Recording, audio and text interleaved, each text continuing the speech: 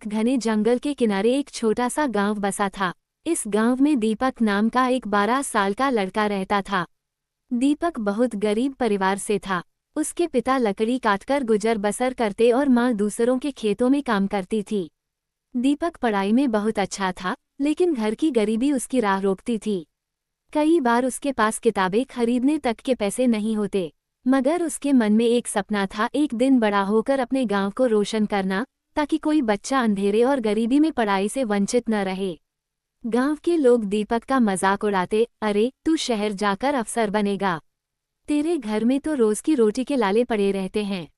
लेकिन दीपक कभी हार नहीं मानता। वह रात को लालटेन के नीचे बैठकर पढ़ता और दिन में खेतों में काम करता। एक दिन गांव के पास के जंगल में भीषण आग लग गई। धुआं पूरे इलाके में फैल गया।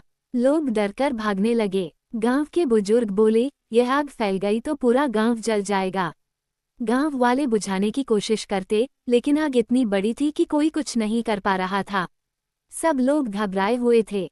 तभी दीपक ने सोचा, अगर हम सब मिलकर कोशिश करें तो शायद इस आग को रोका जा सकता है। उसने गांव के बच्चों और युवाओं को इकट्ठा किया। उसने कहा, अगर हम बाल्टी बाल्टी पानी भरकर डालें और पेड़ों को काटकर आग का रास्ता रोकें, तो इसे काबू में लाया जा सकता है। गांव वाले पहले हंसे, अरे छोटे, तू हमें सिखाएगा। मगर जब उन्होंने दीपक की आंखों में विश्वास देखा तो सब उसके साथ जुट गए। कई घंटे की मेहनत के बाद सब मिलकर आग पर काबू पाने में सफल हुए। गांव बच गया। उस दिन से गांव के लोग दीपक का सम्मान करने लगे। उन्हें एहसास हुआ कि छोटे सपनों को कभी छोटा नहीं समझना चाहिए। लेकिन दीपक की असली परीक्षा अभी बाकी थी। कुछ महीनों बाद शहर में एक बड़ी प्रतियोगिता हुई, जिसमें टॉप छात्रों को स्कॉलरशिप दी जाती थी। दीपक ने भी भाग लिया। वह जानता था कि अगर यह स्कॉलरशिप मिल गई तो उसकी पढ़ाई का रास्ता खुल जाएगा।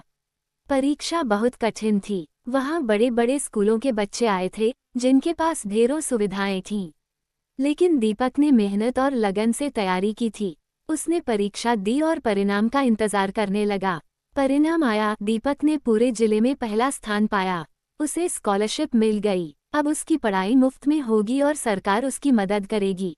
गांव लौटकर उसने अपने माता पिता से कहा, माँ, अब मुझे किसी चीज की चिंता नहीं है। मैं एक दिन बड़ा अफसर बनकर लौटूंगा और अपने गांव की तस्वीर बदल दूंगा।